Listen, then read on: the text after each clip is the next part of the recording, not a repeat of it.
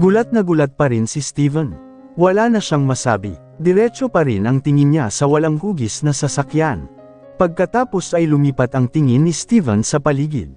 Buti na lang dahil nagbigay siya ng babala na lumayo kanina, lahat sila nakalayo. Hanggang sa natitiyak niyang walang biktima maliban kay Nina mismo. William, okay ka lang? Tanong ni Steven para makasigurado. Okay lang ako. Lumabas si Steven sa kanyang kanlungan, lumapit siya sa ilang party ng pulis. Hindi mo ba na-check na may bomba siya? Tanong niya. Wala pa kaming pagkakataong suriin ito, sir. Napadaing na lang si Steven sa inis dahil sa kanilang kapabayaan. Sa rate na ito, maaari naming mawala ng pagkakataon na makakuha ng karagdagang impormasyon tungkol sa utak sa likod ng lahat ng ito, sabi ni Steven.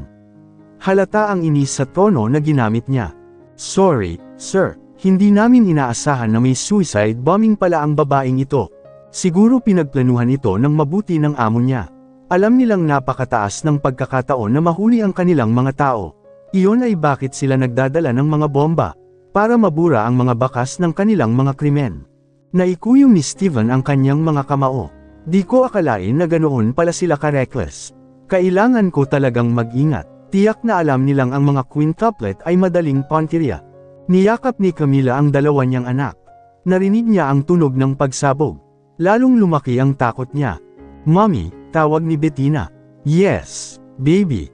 Mabuti pa umuwi na tayo. Mukhang pagod na pagod si Mommy, ani Bettina. Tumango si Riley. Tama si Bettina. Bahala na si Daddy sa gulo na to. Mukhang wasak na wasak si Mommy. You better rest, Mommy.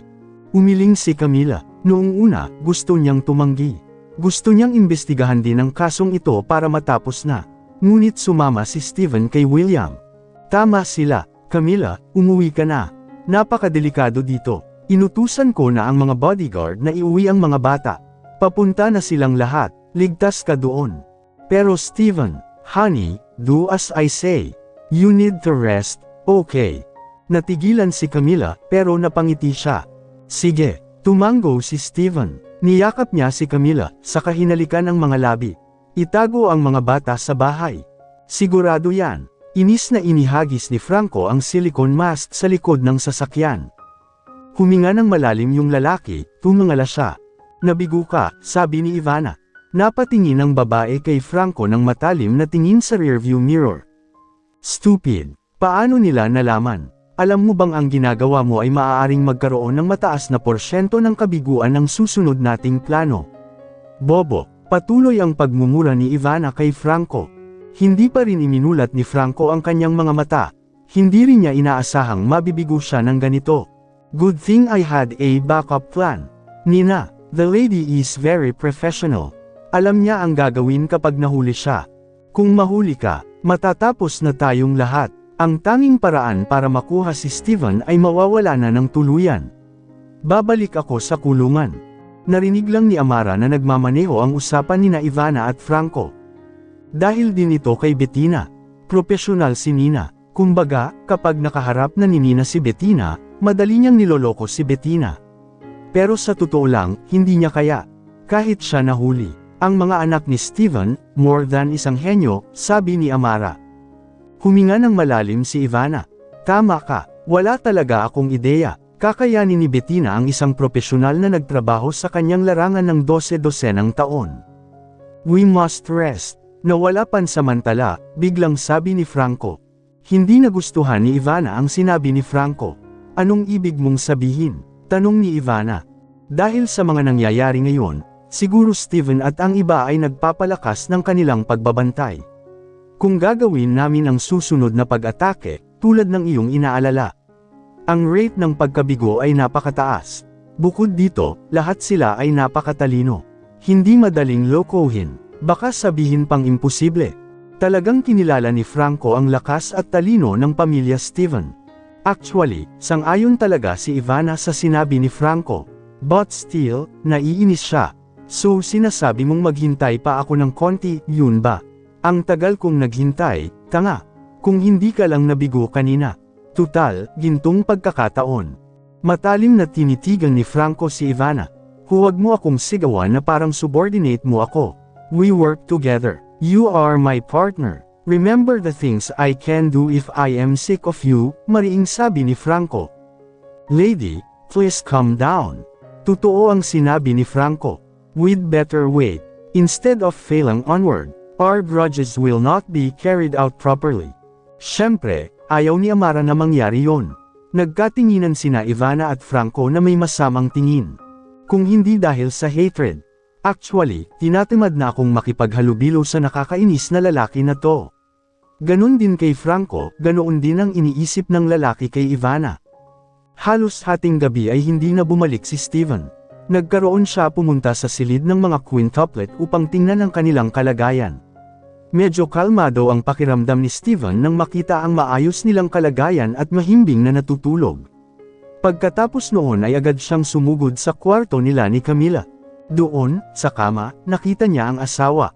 Ipinakita sa kanya ang likod. Humakbang papalapit si Steven. Umakyat siya sa kama at niyakap siya mula sa likod. Alam kong hindi ka pa natutulog, bulong ni Steven sa malumanay na tono.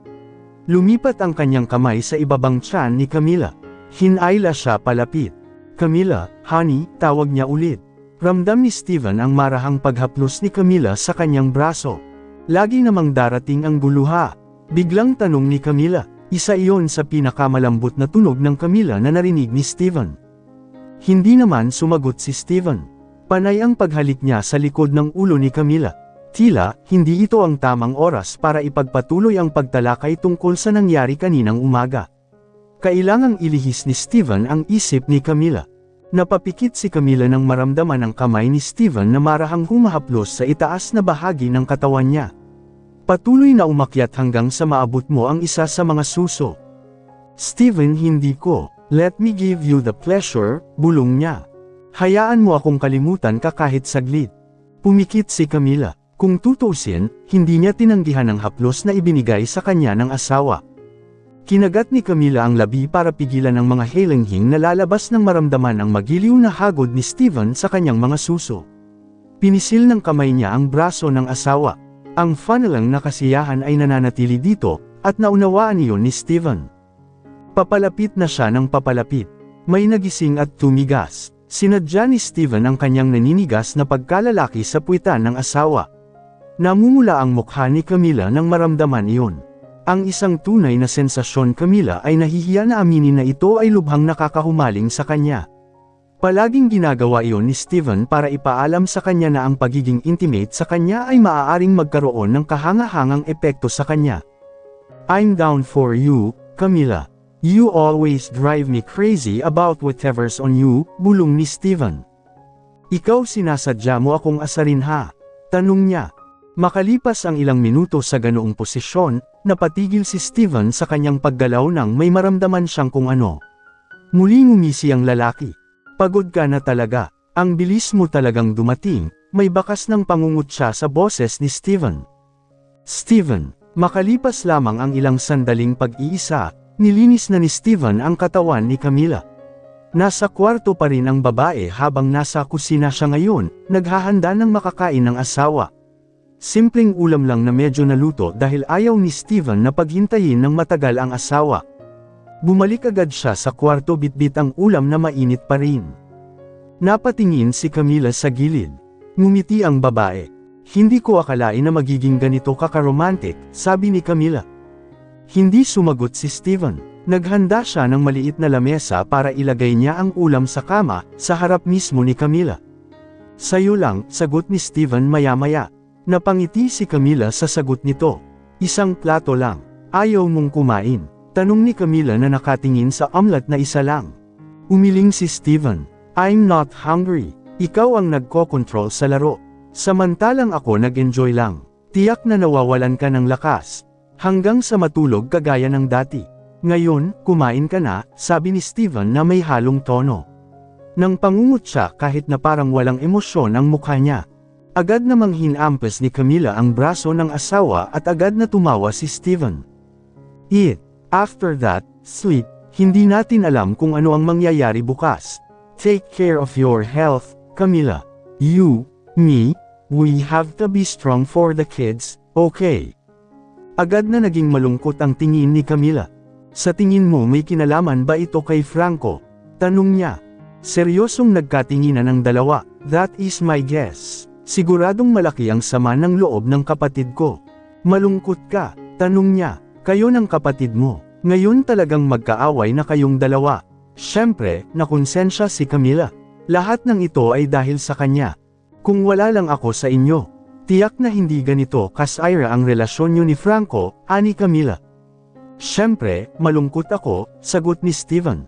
But there is nothing to be sorry about. I just want you to know, you are worth every risk. Our daughters are worth every risk. I will always be for you guys. Sinong hindi na-touch? Bahagyang itinabi ni Camila ang mesang nasa harapan niya sa kaniyakap at hinalikan saglit si Steven. I'm sorry for everything, and I am very grateful for everything.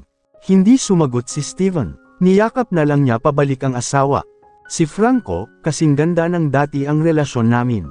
Ikaw ang aking kapatid, at syempre, mahal kita. Iyon din ang pinakamalaking pag-asa ni Steven sa oras na ito. Sana balang araw, matauhan si Franco at magkasundo sila. Sa kasalukuyan, ang mga quintuplet ay nagko-confer. Napakaseryoso ng mga mukha nila. So hindi mo pa alam kung sino ang nasa likod nito? Tanong ni Chloe kay Bettina. Umiling si Bettina. From the news updates I got, that woman, Nina, she did a suicide bombing. Hindi ko akalain, magiging walang ingat siya. Natahimik si Riley habang seryosong nag-uusap ang iba, hanggang sa nataranta ang iba sa kanya. Ayos ka lang ba, Riley? Mukhang may sakit ka, tahimik ka mula noon. Madalas kang nagsasalita, biglang sabi ni Dahlia. Halatang nag-aalala ang iba pang apat na kapatid na babae. Sa totoo lang, hindi pa sinabi ni Riley ang mga sinabi ni Tito Franco noong mga oras na iyon. Noong una, ayaw masyadong mag-alala ni Riley tungkol doon. Ngunit nang makita ang nangyari kay Bettina, mas nadagdagan ang kanyang pag-aalala. Huminga ng malalim si Riley. I'm fine, sagot ni Riley. Sabihin mo lang, anong problema? Tanong ni Bettina. Tumanggaw naman ang iba, dapat may tinatago ka diba? Tanong ni Athena. Napatingin ang lahat kay Riley na may naghahanap na mga mata. Sige, I'll tell you, pagbibitiw na sabi ni Riley. Sinimulan niyang ikwento ang pangyayari. Seryoso ka ba? Sabi sayo ni Tito Franco. Natigilan si Dahlia, kahit na hindi siya masyadong nagulat matapos makita ang pag-aaway ng kanyang ama kay Tio Franco. Mukhang napaisip si Bettina, si Tito Franco ba yung lalaking kasama ni Nina? Parang napaisip siya. Hindi sinabi sa iyo ng mga bodyguard na nagbabantay sa iyo kung bakit niya hinala na masasamang tao si Nina at ang matanda na kasama niya. Umiling si Bettina, alam mo pinauwi na tayong lahat ni Daddy. So, hindi pa rin ako nagkakaroon ng pagkakataon na marinig ang paliwanag nila kay Daddy, sagot ni Bettina. Tumango ang lahat bilang pag-unawa. Ngunit mayroon akong napakamalakas ang pakiramdam na ang lalaking kasama ni Nina ay si Uncle Franco. Para siyang nakasuot ng silicone mask, sabi ni Dahlia. Tumayo si Dahlia, kumuha ng kung ano, at nagsimulang mag-type ng kung ano sa kanyang iPad. Matiyag ang naghihintay ang lahat. Look at this. Like what these artists use. Can look very real, right? Ah, tama ka, tumanggo si Athena sa kanyang ulo. Tulad ng isa sa mga kaso, ipinakita sa amin ni Tito Chris, Dahlia. Tumanggo si Dahlia. Oo. Hindi pa nangyari ang mga ganitong kaso. Pero hindi pa rin natin masasabing basta na lang iyan. Let alone reporting it to the police to arrest Uncle Franco for the attempted kidnapping yesterday. Wala tayong gaanong ebidensya. Ang tanging saksi na mapipilitang magsalita ay si Nina. Pero ang babae sa halip ay nag-suicide bombing, ang tanging maaaring maging testigo ay ang dalawang bodyguards. Tumango ang lahat bilang pagsang-ayon. Okay. Pero ngayon ay maaari na tayong maghinala na ang salarin ay si Uncle Franco sa mga napagdaanan at nakita natin. Pansamantala, sapat na iyon. Ang pinakamahalaga ngayon, lahat tayo ay kailangang maging maingat. Ang ating buhay ay banta. Huwag nilang sakta ng isa't isa, okay? Sabi ni Riley.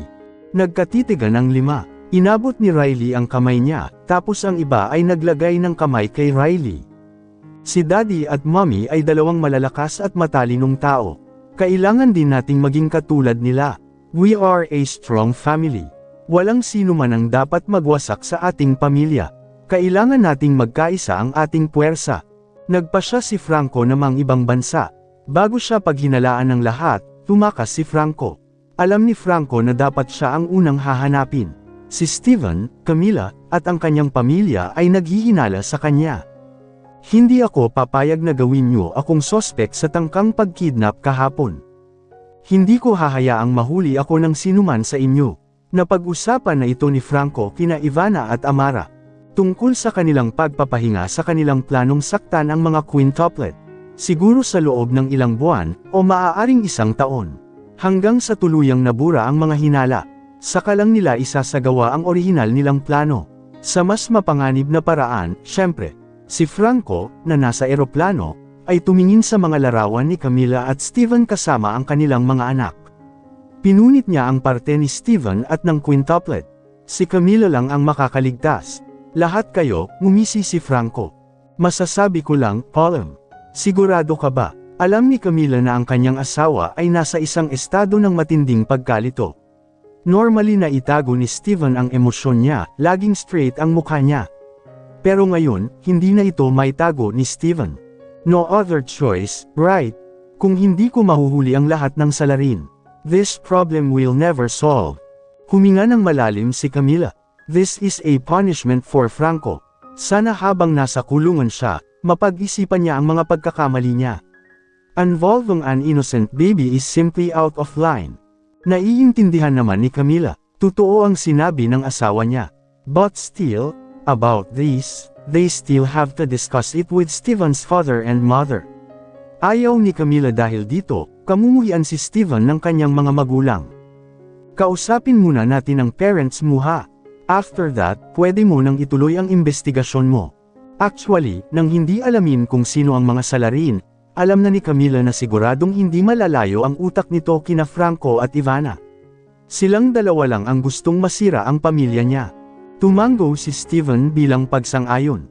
Pupunta tayo dyan ngayon. At narito sila ngayon, pagharap sa mga magulang ni Steven. Mukhang ayaw din ni Caroline. Siya ay katulad ni Steven, nalilito. Samantala, mukhang kumbinsido ang ama ni Steven na ikulong si Franco kung si Franco ang may kasalanan. Franco, ayoko na siyang maliga pa. Magandang desisyon ito. Napatingin si Caroline sa asawa. Alam mo hindi ganoon kadali, sabi niya. Sa ngayon, nasa crawling stage na tayo. Nagsimula na namang umangat ang kumpanya natin. Nagsimula na naman tayong magkaroon ng tiwala. Ano kaya ang mangyayari kung si Franco na talaga ang sospek at makulong? Siguradong lalala ang titig ng mga tagalabas at mas malala sa kanya at makakaapekto rin iyon sa kumpanya. Si Mr. Hoseton ay lubos na naunawaan ang pag-aalala ng kanyang asawa. I know, darling, but what do you think, letting him get lost and become a bad human? At saka mga apo natin ang nakataya. Ibinaba ni Caroline ang ulo. Totoo ang sinabi ng asawa niya. Darling, wag na tayong masyadong mag-alala sa yaman. This is about our family. The most valuable thing that should be most important to us compared to the destruction of the company. We are in the right. This is also for the good of Franco. Agad na niyakap ni Caroline ang asawa.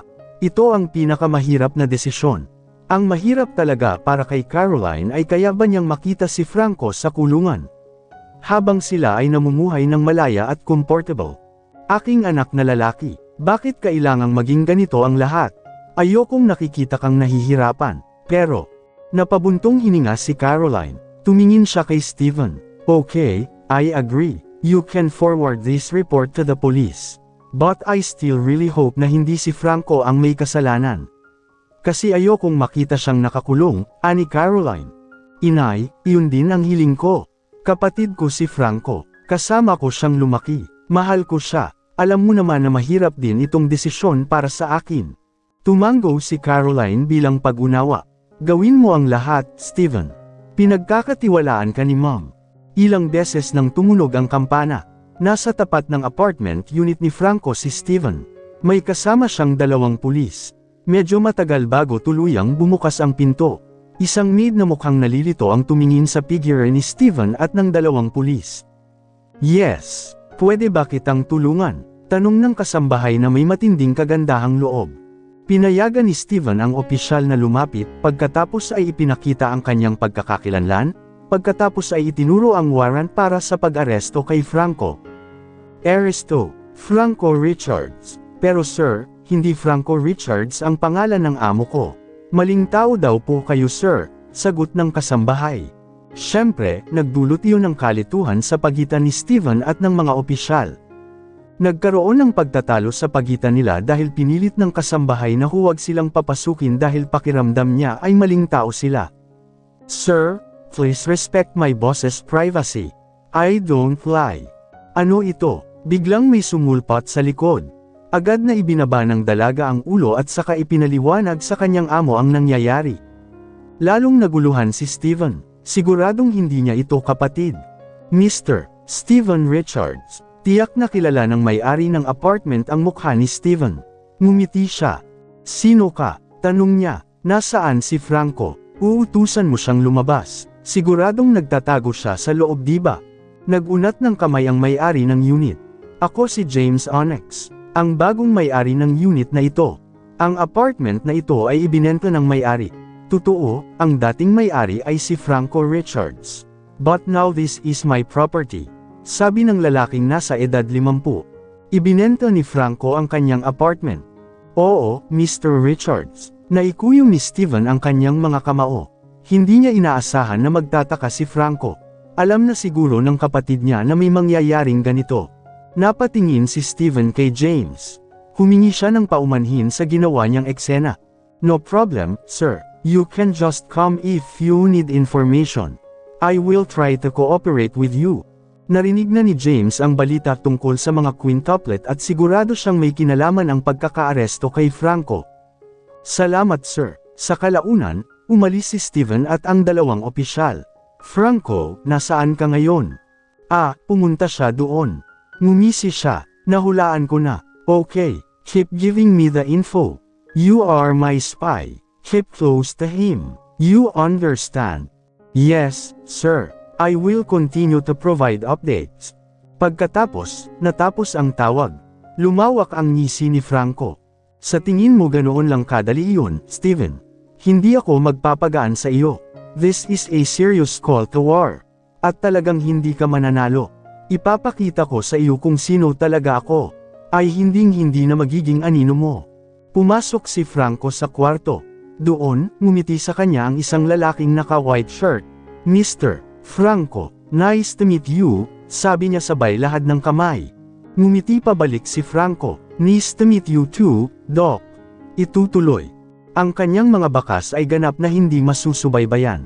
Paano ito mangyayari? Ang mga bakas ay dapat na ipakita. Ngunit Franco, siya ay dapat na may mahalagang koneksyon sa bahagi ng aviation, kaya ang kanyang pangalan ay hindi nag-e-exist, ani Chris. Tumango si Steven. Tama ka. Pero hindi kami tanga. Dapat bumalik si Franco sa bansa kung saan niya itinayo ang kumpanya niya. Walang paraan para makalayo siya doon. Kailangan din ni Franco ng pera para mabuhay. Sumang-ayon si Chris sa sinabi ni Steven. Pupunta ka dyan. Continuing your mission to catch him. Of course. But this is a difficult matter. Franco has changed his nationality. Our laws would not work on him. We have to talk to the police in his country. Okay, I understand. I will support you. If you need help, just call me, okay? Salamat, Chris. Si Ivana ay nasa kanyang tirahan sa London. Siyempre, kasama niya si Amara. Sinabi sa'yo ni Franco yan. Tanong niya, curious niyang sinulyapan si Lady Ivana na nagbibihis. Oo, sigurado na ang bastos na yon sa desisyon niya. Hindi ko inaasahan na papayag siyang gawin iyon. Mukhang nagulat si Amara. Ngumisi lang si Ivana. That is great, right? That bastard will become my strongest puppet. Ngumiti din si Amara. Tama ka, lady. Maaari pa siyang maging mas delikado kaysa sa atin. At saka, kung may nangyaring masama, kaya nating isakripisyo si Franco. Para hindi tayo masisi, maaari nating pagsamasamahin ang ebidensya na tumuturo sa kanya. Tumayo si Ivana at lumapit kay Amara. Tinapik niya ang dibdib ni Amara. Tagal na kasama ko, sa wakas naging matalino ka na, sabi ni Ivana. Ngayon naiintindihan ko na kung bakit mo pinilit na isama si Franco sa planong ito. Lalong lumawak ang ngisi ni Amara. Oo, this is the hidden meaning. Ayokong mahuli, syempre. So, si Franco lang ang pwede kong mabiktima. At maniniwala ang mundo, lalo na nang malaman ang hidwaan ni na Franco, Steven at kanilang mga pamilya. Matalino diba? Excited na tumanggo si Amara. You are the best lady. Hindi ko naisip ang ideya mo. Ngumuso si Ivana. Hinawi niya ang mahaba niyang buhok. Humph, syempre, hindi ako tanga tulad mo. Mayabang na sabi ni Ivana. Nakaramdam talaga ng inis si Amara dahil napahiya siya ng ganoon. Ngunit sinubukan niyang hawakan ito.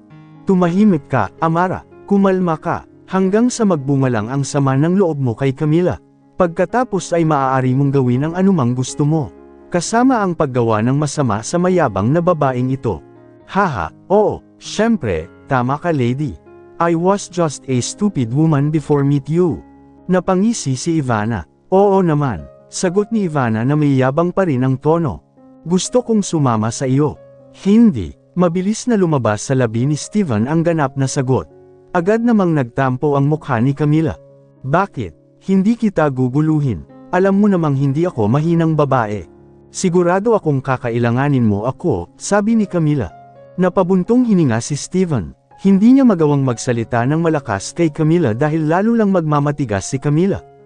Camila, honey, 5 ang anak natin, di ba? At ang kaligtasan nila ang pangunahing bagay sa atin. Kailangan mong alagaan sila. We have your father and mother. Ang mga quintuplet ay titira sa mansion ng parents mo. At ang nanay ko din. Siya na ang mag-aalaga sa mga anak natin.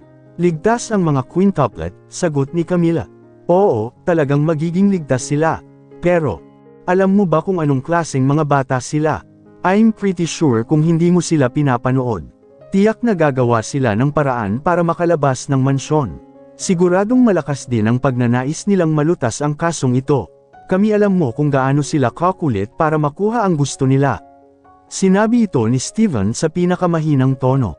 Maging ang mga kamay niya ay humawak sa pisngi ni Camila. Marahan itong hinaplos ng kanyang hinlalaki.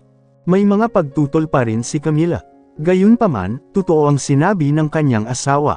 Kaya, walang ibang pagpipilian si Camila. Napabuntong hininga ang babae. Tama ka. Okay, I give up.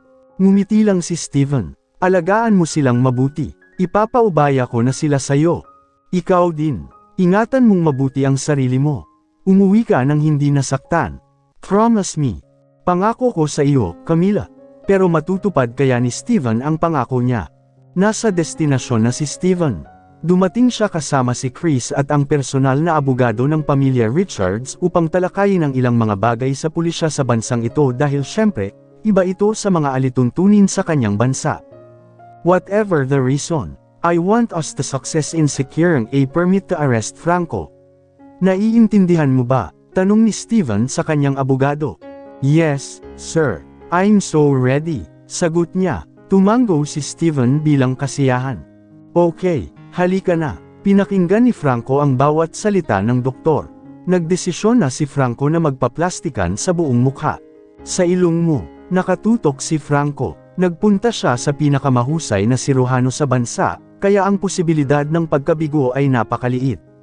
Gumagastos si Franco ng napakagandang halaga ng pera para gawin ang pamamaraang ito. Naiintindihan ko po, Doc. Okay, dahil naiintindihan mo na, at lahat ng kahihinatnan ay nabasa mo at napagkasundoan mo. Malinaw na ang lahat. So, pumunta na tayo sa surgery room at simula na agad ang procedure, very friendly na sabi ng doktor. Tumanggo si Franco. Agad siyang nahiga sa hospital bed at agad na inilipat ng nurse sa surgery room. Napatitig si Franco sa surgical lighting na napakatingkad sa itaas niya. Huminga ng malalim ang lalaki bago makalipas ang ilang minuto, nawala ng malay si Franco dahil nilagyan siya ng gamot ng nurse. Steven, tingnan mo anong magagawa ko para makaganti ako. Sige, simulan na natin ang procedure. Tumingin ang surgeon at ang ilan sa kanyang mga katulong ay tumingin pabalik sa plano ng mukha na gagawin nila upang palitan ang kay Franco mukha. Gusto ni Franco na magkapareho ang mga resulta. Sa una, sapat na ang kahilingan para umiling ang surgeon. Gayunpaman, matapos makita ang facial portrait na gusto ni Franco, pumayag ang doktor. Medyo malaki rin kasi ang pagkakahawig ng features na pagmamayari ni Franco. Magkamukha sila, but still it will be a hard and long process. Be focused.